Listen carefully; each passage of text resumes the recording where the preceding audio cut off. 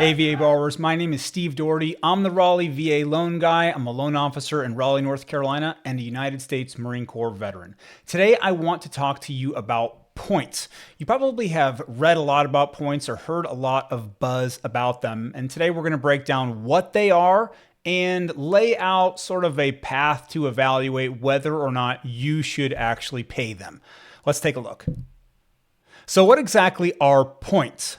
Points are an extra fee that you will pay in order to reduce the interest rate lower than the par rate.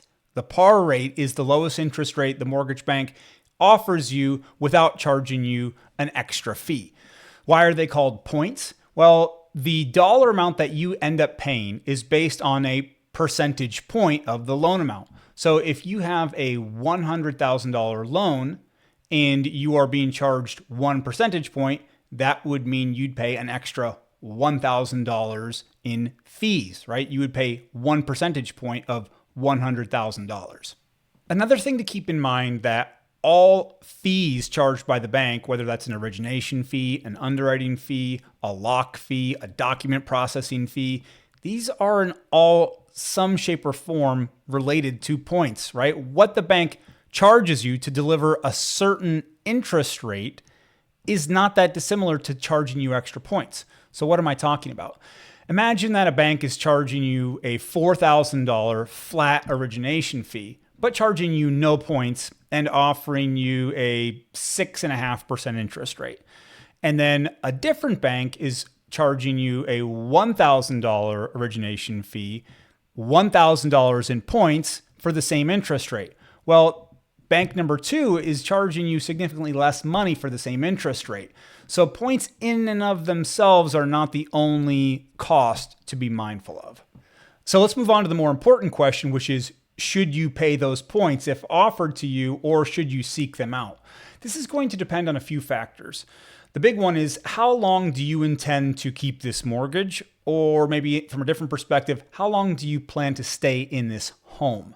Also, what are the odds of you refinancing soon in the future?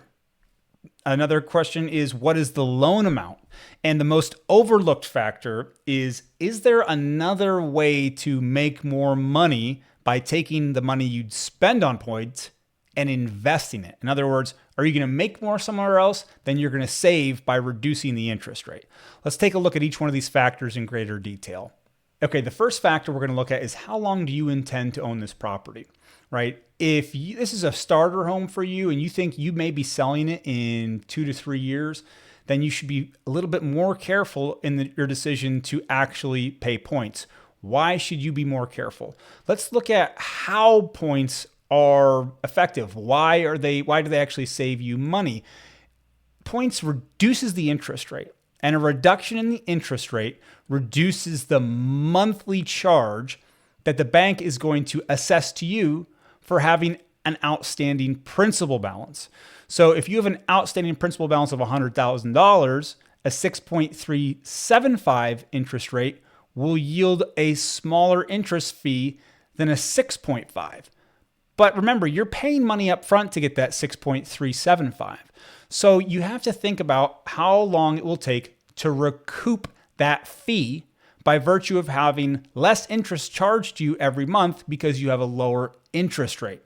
So how do you make that determination? Well, it depends on the loan amount. It depends on the maturity period of the mortgage. Is it a 15-year, 20, 25, 30-year mortgage, right? These are all factors that your loan officer should be able to do for you. But the longer you're going to own the home, then I suppose the less important it is that the points deliver for you in the short term.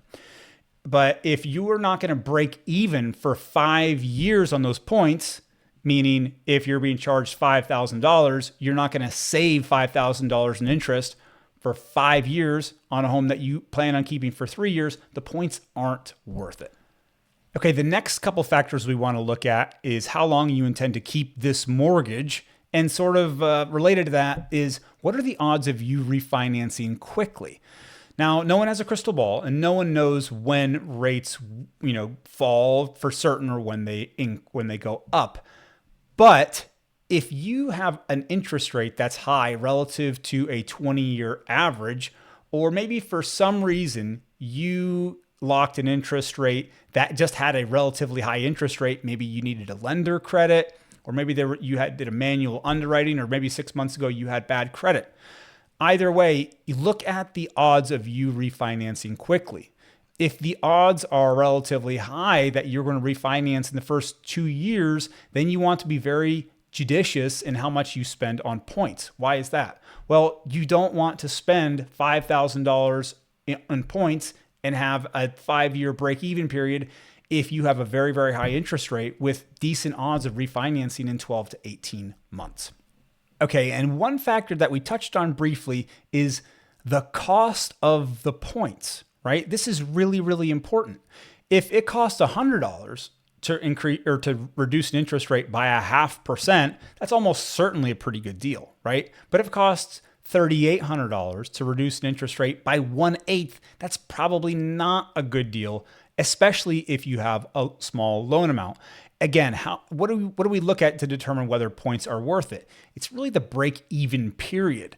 How long is it going to take you to recoup that fee of the points in the form of reduced interest charges going forward on your mortgage? That break-even period should be no more than 30 months, right? I like to say 24 months should be the max. But if you have a relatively high interest rate and you think the odds of refinancing soon are high, then you should maybe ask more of your points, right? Hopefully you're breaking even within 12 mortgage payments. Finally, the most overlooked item in determining whether it makes sense to pay points is whether or not you can make more somewhere else than you can save by paying points. Okay, let's sort of unpack that. What am I really getting at here? Keep in mind, points is you are spending money to save money, right? You are being charged a fee to have a lower interest rate, to have lower interest charges every month on the outstanding principal balance of your mortgage. You're spending money to save money. In some ways, it's an investment, right? You want to calculate out how much you will save over time by virtue of paying the points. If you are going to save $3,000 over the course of 5 years, you should also be considering how much that money would make, how much interest you could bear if you went and invested it somewhere else. Now, I am not a financial advisor, and this is not financial advice. But if you work with a financial advisor, this is a really good question when it comes time to preparing for mortgage choices, right? You would like to pitch to them, hey, I'm thinking of spending some money on points to reduce my interest rate, to lower my monthly payment. What if I took that same amount of points and invested it somewhere? You want to make the comparison of what that money will be worth. This is especially true if you're young. If you're a first-time home buyer, let's say you're 30 years old, if you invest $3,800 in some kind of retirement account, that will probably be worth a lot more money by the time you go to retire than you would have saved if you had put those $3,800 towards reducing the interest rate. Now, right, this depends. Maybe you can get a really, really, really big interest rate reduction by spending that $3,800. But either way, you want to pause and think about it.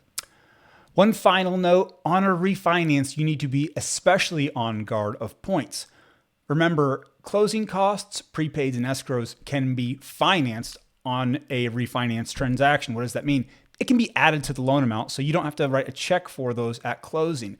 So on a refinance, you can be offered an interest rate, and maybe you're told by the loan officer, hey, this isn't going to cost you anything out of pocket. That's sort of true, right? You're not going to be writing a check at the closing table, but it will result in a higher interest rate, right? Or a higher loan amount, rather. So you want to be mindful that by the amount that you are increasing your loan amount makes sense to achieve that lower interest rate.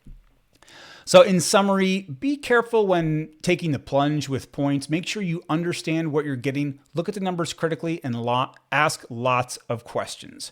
Again, my name is Steve Doherty. I'm the Raleigh VA loan guy. I'm a loan officer here in Raleigh, North Carolina, and a United States Marine Corps veteran. I appreciate you watching this video. If you have any questions about points or whether you should pay them or what's reasonable, please feel free to reach out to me. You can send me an email, shoot me a text message, or leave a comment below. Thank you again.